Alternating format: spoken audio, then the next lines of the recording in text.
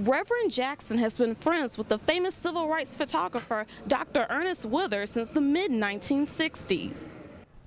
At least 80 Central High students have been suspended due to dress code violations. On the property, officers found about 2 grams of meth, a bag of ecstasy pills, and over $300 in cash.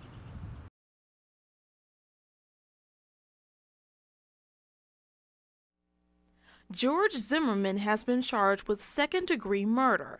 The news came during today's press conference where Special Prosecutor Angela Corey made the announcement.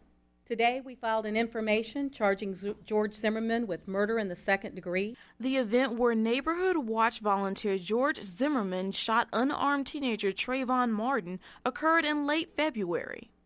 An official who wishes to remain anonymous says that Zimmerman has turned himself in to an undisclosed location in Florida. Tennessee Congressman Steve Cohen says that's the best thing for Zimmerman to do. He's got a choice to run, and if he ran, he'd be caught. Cohen also says he agrees with the prosecution's decision. He caused the death of Trayvon Martin, I believe, second-degree murder with criminal intent. Cohen publicly supported the Martin family before the charges were announced. During a panel in Washington, he says he personally expressed his sympathy to the Martin family. No matter what your position was, I don't think there was any way to make Zimmerman somebody who one would want to make a hero. Zimmerman's attorney Mark O'Mara states that his client plans to plead not guilty. The initial hearing is planned for Thursday afternoon. The facts was what brought the charges. I think we'll see how the facts come out in court. This is Tiffany Neely reporting from Midtown, Action News 5.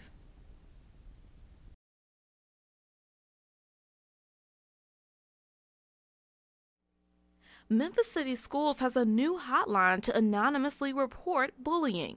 The hotline started April 2nd and is listed on the MCS website. People who are in positions of power and authority, if they do nothing about the issue, if they know about it, then they're just as worse as being the victimizer themselves. School Board Commissioner Stephanie Gatewood brought the hotline to MCS after her own daughter was bullied in school and almost committed suicide because of it. This is a national epidemic. To report the bullying, the victim can email or text the hotline while staying anonymous. They describe their situation with as much detail as possible. That information is sent to a database where it is scrubbed clean of the victim's identity and then sent back to the school district for an investigation.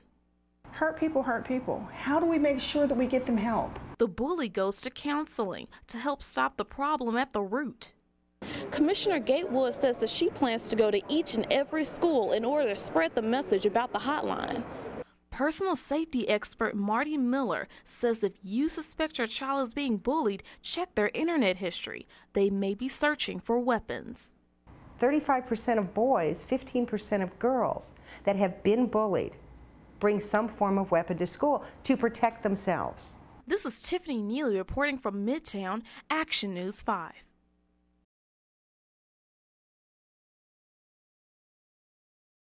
You know, this world is something else, you know, and still it ain't gonna do it. Hamilton High School has been broken into 2 times in 2 days, and some of the thieves are students. These kids they out of control right now. Sherwin McDonald lives down the street from Hamilton High and says this behavior isn't rare in the community.